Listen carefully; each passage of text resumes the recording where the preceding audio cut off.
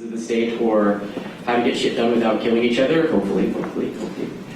Wishes were wings. So if you've never heard of me before and you've never talked to me before, this is basically what I do. I do a lot of different stuff to promote free speech and circumvent censorship. I work on stuff like Motion Wireless, which you probably have seen around the conference a little bit. I also work on Cupcake. I work on something called Stormy, which is a hidden service launcher for the Tor network. And I also occasionally lend my time to the AIDS Policy Project, which is an amazing organization promoting AIDS research and things of that nature. All right, so collaboration is really fucking hard.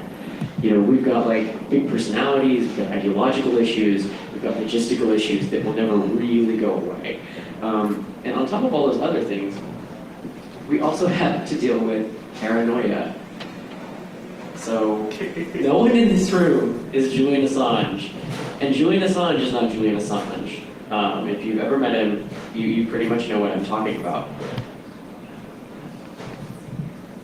Sorry, hold on a second. Yay, there it is. So I wrote up something, you know, I deal every day with people who are incredibly outlandishly paranoid for a variety of completely legitimate reasons. I know lots of people who get stopped every time they cross a border. I know people who spent 10 years getting, you know, special screenings every time they've flown domestically, even though they were born in America, even though they have done nothing wrong, they have no criminal record. You know, and I see a lot of people that sort of leave the circumvention tech community because they can't handle it. And on one level, I have to agree with that. I don't think that's healthy. I don't think that you should have to put up with this. But, you know, to some extent, leaving the circumvention tech community because of paranoia is like leaving Grindr because you keep running into gay men. I mean, it's such a feature of the landscape that you should probably accept it before you ever step foot in it, or at least be able to set some sort of, you know, personal boundaries. You know, so paranoia in this community results from serious abuse of power, both in government and in the private sector. And it's great to go in the other room and hear Google, you know, talk endlessly about how they really care about your privacy. Meanwhile, they're mining all of the data that passes through their systems in order to make money off of you. So there's a bit of a trade-off there. But you also have to deal with, you know, government interference. People sending, you know, NSL requests for your data. You'll never find out about that. Unless you're actually like a known figure, it's incredibly unlikely you will ever know if there's been a secret order for your account data. And you can't know. Everything is gagged. So, you know, again, it makes sense that people get kind of paranoid. Infiltration is a big issue. But I feel like, you know, the greatest threat to this community is the fact that we get so wrapped up in this drama and this suspicion about each other that it reduces our operational capacity remarkably. I mean, I think this is just something to consider.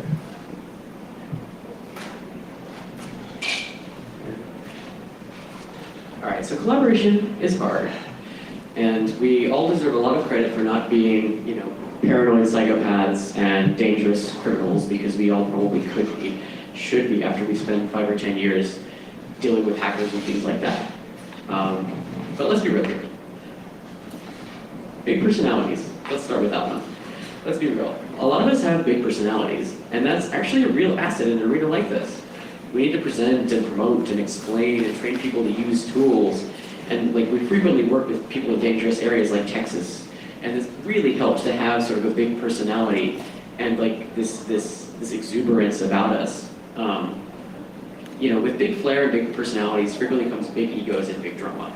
I'm not exempt from this. I am sort of a drama magnet at times, and I try to dissipate it as much as I can, but that only works a little bit. And I do have a little bit, tiny bit of an ego, I think. You know, this is a thing that happens. This is not preventable. You will deal with people every day who, you know, are constantly concerned with either their image or how they're perceived, or they want to be the center of attention. It's just a feature of the landscape. But, you know, one thing to keep in mind is like the most contentious people in the space, they're just people. They have friends. They have fun. Like, these people are just people. They might take themselves super seriously, but they're not always that serious. And this is actually a great shot of the first meeting of the Tor Sweater Club. There were literally like 5 developers walking around with these crazy ass Icelandic sweaters. It was actually really amazing. I'm gonna leave that up because I love that photo. So don't take everybody too seriously. So let's, yeah, big personalities, big contention, lots of people hate each other, okay, whatever. Let's talk about the ARC model. This is actually important. So the ARC model is accelerated research collaboration, and it's used a lot in the biomedical sciences, and by a lot, I mean it's been used pretty successfully, but it hasn't gotten this broad adoption. People like the Mylan Research Foundation use this all the time, and to amazing success, which I'll talk about in a moment. But the gist is, with the ARC model, you take two researchers from different labs, you force them to work together. Remember, these people have been, competitors maybe 20 years. They're all at the top of their field. They're all really competitive. They've been fighting for the same grants, fighting for the same money, fighting for the same publications for decades. They fucking hate each other. But you force them to work together. You give them a big grant to do so. You make them share data. And somewhere in this process, some magic happens. A lot of times, years of resentment and frustration just sort of dissipate. But on top of everything else, they're making huge advances. When the Mylan Repair Foundation was founded in 2002, the founder of it had been told, it could be like 50 years before a multiple sclerosis, drug is on the market that will effectively treat you. And he was like, that's not acceptable. So he wanted to actually put this into place, make some stuff happen, and actually it's worked quite well. Multiple sclerosis research has advanced dramatically in the last 7 years. Just want to point that out. So you've got exponentially accelerated research. You're coming up with innovative solutions. In medicine, it's drugs. I think that with circumvention tech, it's most likely going to be, better Tor. It's going to be, on Saturday, David Fitfield, who writes Flash Proxy, who works on a lot of Tor network stuff. He wrote a pluggable transport to incorporate Lantern with Tor. So if you're using Tor and Tor doesn't work anymore, you can use Lantern as a fallback. These are two competitors. They're working together. They made something amazing. This can save people's lives. Sometimes it really helps to just move beyond what you think your circumstances are and this competitive nature that's in the community. And I actually just explained how this works. All right, so there's kind of a funny story with this. We have a lot of ideological issues that sort of clash. A lot of us are anarchists, and a lot of us are kind of capitalists, and we've got startups in the mix, and businesses, and we've got policy people, and then all these anarchists are taking money from the State Department, and how does that make you feel, and all this other stuff. So let's fight about it.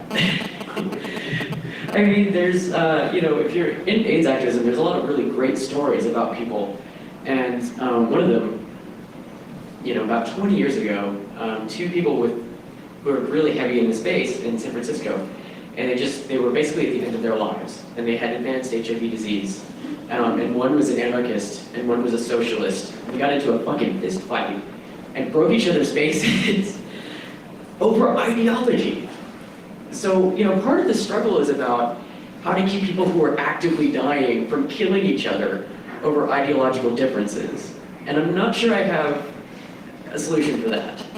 But I think that it's worth noting that this is not just a hacker, circumvention tech, liberation tech situation. I think this occurs everywhere. But we need to at least try to move past it. Skill set compatibility. This is actually a tender issue for a lot of people. Have you ever outgrown a project?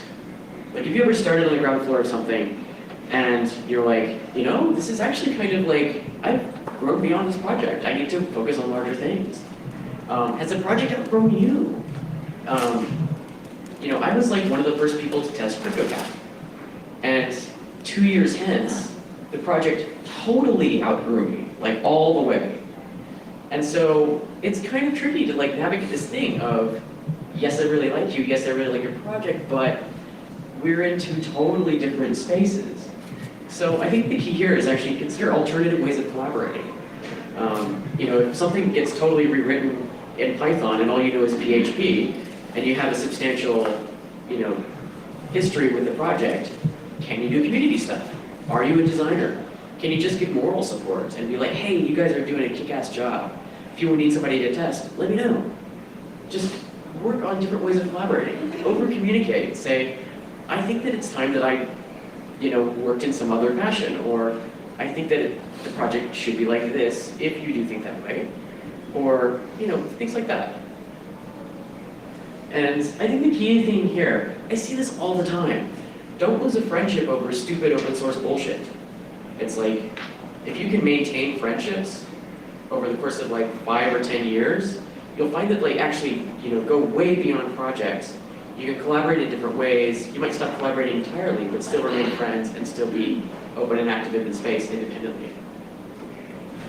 And there are logistical issues. I had someone ask me recently, why don't we communicate by a pond? Like, really?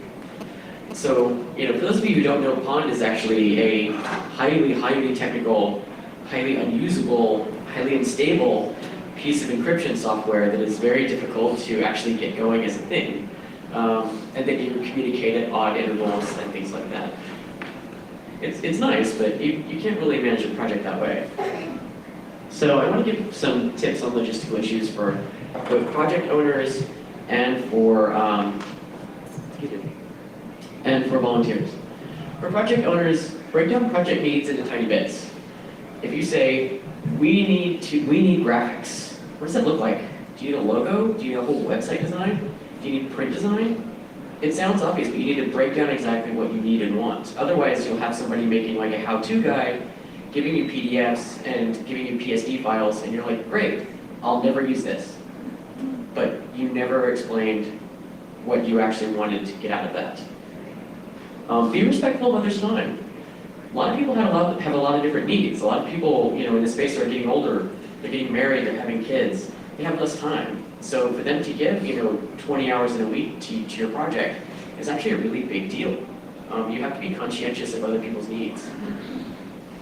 Definitely set boundaries. If you have someone who's doing all the things, they might not need to be doing all the things if you don't want them to sort of take over your project in really interesting ways. Give kudos liberally. Reward good work. I mean, some people give out little glowing balls on the floor, and some people give out RC cars and planes. Some people give out Nintendo DS's. Some people just high-five you and say, you know what, that was really fucking awesome. You did a good job. Thank you. Over-communicate. If you have concerns, let them know. If you have questions that you think that should be answered, ask them. This is not going to happen automatically. And be flexible and aware of chaos theory. I'm telling you now, the physicists were right. And know in advance, is volunteer anonymity okay? Mike Perry just came in. I don't know if Mike Perry's his real name, and I'm kind of okay with that.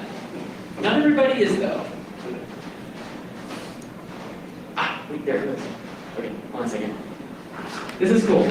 I talk to people all the time who are like, my project is so complicated, they'll never get it. They'll never get it. So this is actually really cute, and you'll see what it is, but you can break down anything in small bits.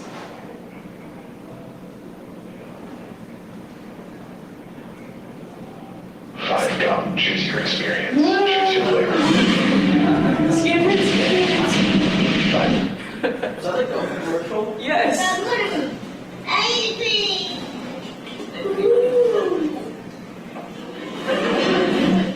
I'm telling on you.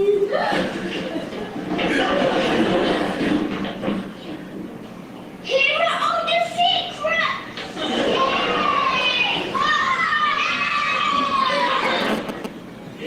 Hey, very naughty. Don't worry, you can live in Russia.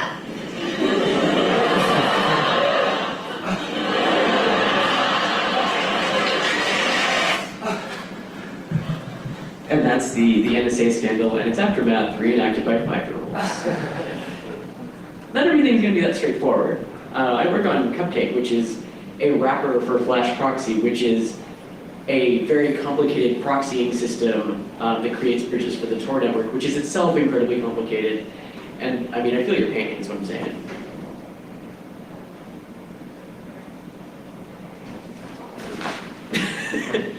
Thank you, Jeff.